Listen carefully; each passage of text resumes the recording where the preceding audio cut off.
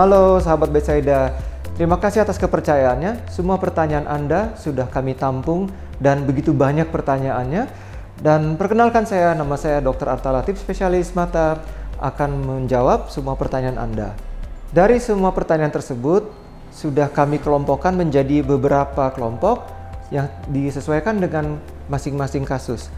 Jadi di sini ada banyak pertanyaan mengenai mata yang meradang, yang gatal, yang merah, yang ada bengkak, juga mempertanyakan apakah boleh dibasuh dengan cairan tertentu, ada riwayat trauma juga. Itu saya kelompokkan dalam satu jawaban. Jadi prinsipnya begini, kalau ada infeksi atau peradangan, maka di mata akan timbul beberapa gejala ini.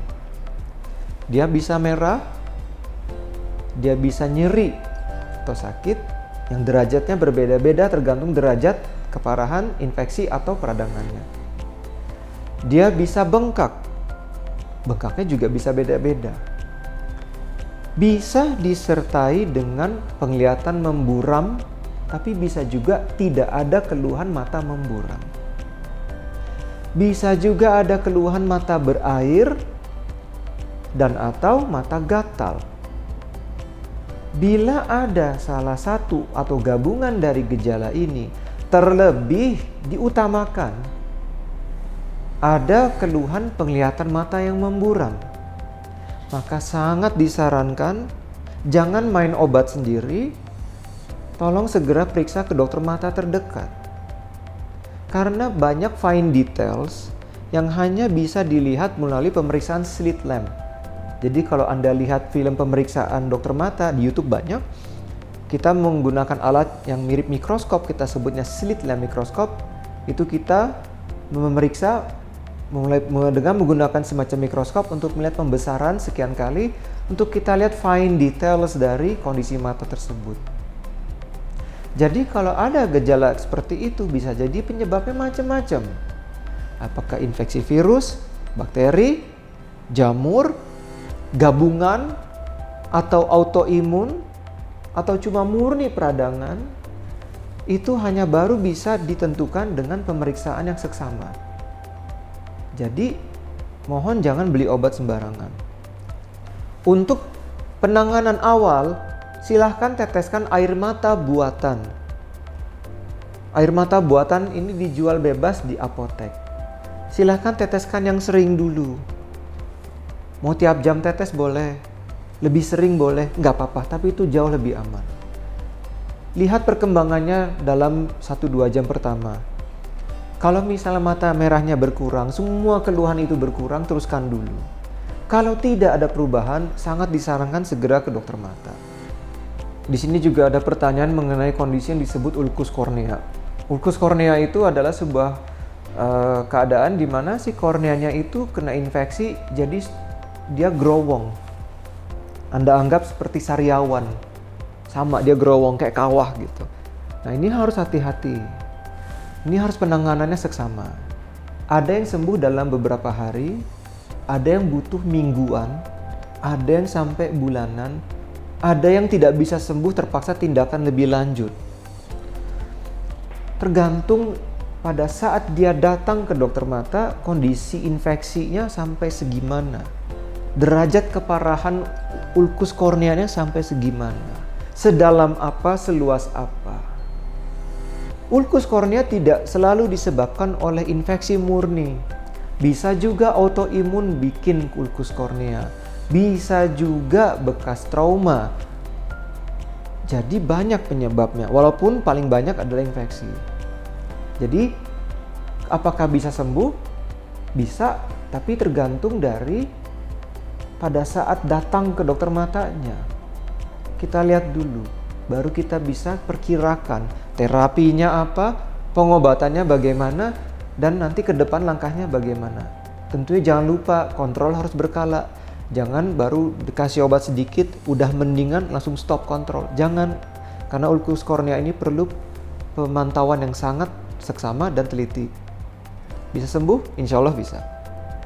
Oke, kemudian lanjut dari kelompok pertanyaan berikutnya. Ini banyak pertanyaan yang mempertanyakan kenapa mata saya tidak bisa putih seperti di iklan-iklan. Ada yang merah, ada yang kuning, ada yang kotor, ada seperti terlihat pembuluh darah besar. Jadi begini, nomor satu, tidak semua mata sehat itu pasti putih bersih. Jangan kemakan iklan, banyak editan di situ. Bisa jadi mata yang kesannya merah, yang kesannya kuning, yang kesannya kayak kotor, bisa jadi itu normal bagi Anda. Maka sebaiknya datang dan periksa, karena banyak fine details yang harus dilihat lewat slit lamp. Nah, khusus pada penderita yang alergi tahunan atau alergi yang sudah kronis, terutama bila alerginya mewujud di mata, jadi sering gatal, suka berair, suka dia kucek-kucek karena respons alerginya, itu biasanya cenderung warna kulit bola matanya tidak akan putih karena efek samping dari proses peradangan alergi yang sudah lama. Itu satu. Yang kedua, pada mereka yang pekerja lapangan atau yang mengendarai kendaraan bermotor di mana kondisi mereka ini membuat matanya terekspos terhadap angin atau debu. Pada mereka yang mengendarai motor ataupun lapangan kan tidak jarang kondisi berangin, kena iritasi debu. Itu iritasi kronis bisa menyebabkan pembuluh darahnya jadi melebar. Jadi seakan-akan matanya merah terus. Bisa jadi karena pekerjaan di lapangan, bisa jadi karena pengemudi dan kena angin terus, iritasi kronis, jadi pembuluh darahnya melebar dan membesar sehingga tampak merah. Itu juga harus dilihat dulu. Kemudian pada mereka yang pernah riwayat trauma, terlepas trauma tumpul, misalnya kena tonjokan atau kena pukul, trauma tajam, kena colok, atau misalnya matanya kelilipan sesuatu sampai ada luka, ataupun traumanya juga trauma kimia, kena asam atau basah, itu perlu kontrol teratur. Pada beberapa kasus trauma itu cukup ringan, jadi hanya 1 atau 2, mungkin 3 kali pemeriksaan selesai, nggak ada masalah. Tapi kalau traumanya cukup hebat, itu harus ada pemeriksaan berkala. Dari awal pemeriksaan hingga ditentukan ini sudah cukup dan selesai. Sampai kapan? Tidak tahu. Per orang beda, nggak ada yang sama. Jangan lupa tanyakan ke dokternya yang memeriksa, apakah saya sudah cukup periksanya, perlu kontrol balik atau tidak, atau masih ada kemungkinan menjadi lebih parah atau ini sudah perbaikan. Jangan lupa bertanya seperti itu. Memang kadang-kadang ada yang menjawab dengan panjang lebar, ada juga yang menjawab seadanya, tapi jangan lupa tanyakan. Kemudian second opinion atau hak bertanya untuk pendapat kedua mengenai kondisi mata Anda itu adalah hak semua pasien. Terutama pada mereka yang riwayat trauma, kalau misalnya kondisi terkininya itu masih dirasa kurang atau ada yang tidak puas, boleh bertanya ke dokter mata yang lain, itu tidak salah. Siapa tahu bisa memberikan penerangan yang lebih baik. Memang ada beberapa kasus masih bisa dibantu lebih baik lagi. Tapi ada juga beberapa kasus kondisi matanya sudah final, udah nggak bisa diapa-apain. Tapi tidak ada salahnya untuk bertanya mengenai second opinion atau pendapat kedua. Jadi jangan lupa, itu juga adalah hak pasien untuk bertanya ke dokter yang lain. Nggak salah kok, silakan saja. Tapi ingat, kalau ada trauma, terutama kalau traumanya cukup berat, itu harus kontrol teratur dan harus berkala. Nah, kemudian ini ada pertanyaan mengenai penggunaan wortel, tetesan dari sereh, ataupun obat tetes mata lainnya. Jadi begini, kalau Anda menggunakan wortel untuk menjaga kesehatan mata, itu oke, nggak masalah. Tapi kalau Anda menggunakan wortel dengan niat mengurangi minus atau menstop minus, jangan harap. Itu nggak bisa. Jadi wortel yang dipercaya banyak kandungan vitamin A-nya itu tidak bisa menjadi obat untuk mengurangi ataupun mencegah minus. Kandungan gizi di dalam wortel itu berfungsi untuk menjaga kesehatan fungsi dan struktur dari si mata ini. Jadi bukan untuk si minusnya. Nah, kemudian mengenai penetesan rebusan serai atau mungkin ada bunga kembang telang, saya pernah dengar. Memang banyak zat yang berkhasiat di dalam daun serai. Mengenai kembang telang saya tidak menguasai, tapi proses pembuatannya harus benar. Tidak jarang pasien datang dengan infeksi jamur di matanya. Kenapa? Karena proses pembuatan si tetesan daun serai ataupun si kembang telangnya ini tidak benar. Maka tidak direkomendasikan untuk menggunakan tetesan rebusan daun serai ataupun kembang telang ke mata. Karena ada resiko jamur tersebut. Lagi pula, penggunaan daun serai itu tidak bisa untuk semua mata merah atau semua keluhan mata. Jadi sebaiknya tolong jangan pakai. Masih ingat kasus yang rumput Fatimah kemarin? Sempat ramai di media sosial dan di TV, di mana ada seorang wanita yang mengandung yang rahimnya pecah, robek karena penggunaan rumput Fatimah. Padahal rumputnya kecil. Itu pun dikonsumsi berdasarkan pengalaman serta cerita-cerita orang yang sebelumnya, dari cerita zaman-zaman dulu.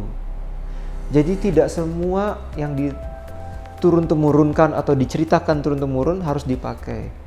Hati-hati penggunaan herbal tetes ke mata seperti daun serai, kembang telang.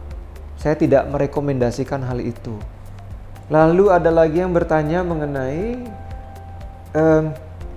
jadi ada seseorang usia 20 tahun, dia sudah matanya, belekan dari sejak umur 3 sampai sekarang. Dianjurkan untuk operasi, tapi ada beberapa dokter yang melarang operasi. Kalau dia belekan terus-menerus, itu bisa banyak penyebabnya.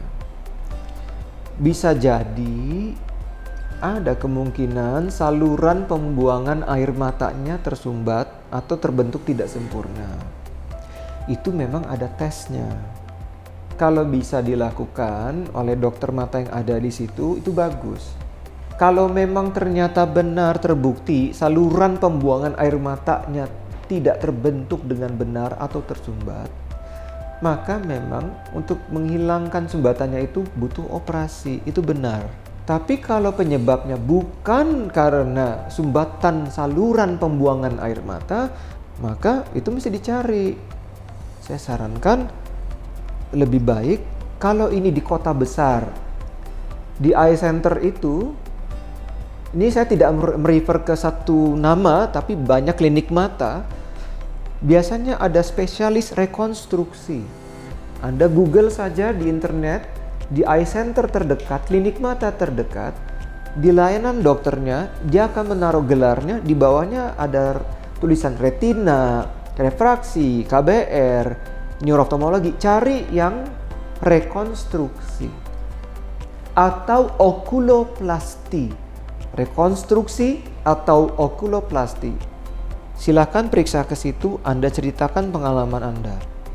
Kemungkinan besar akan dilakukan tes tersebut untuk mengetahui benar tersumbat atau tidak. Kalau benar tersumbat dan memang dokter bidang itu menyarankan operasi, silahkan. Ya, demikian jawaban atas semua pertanyaan Anda semua.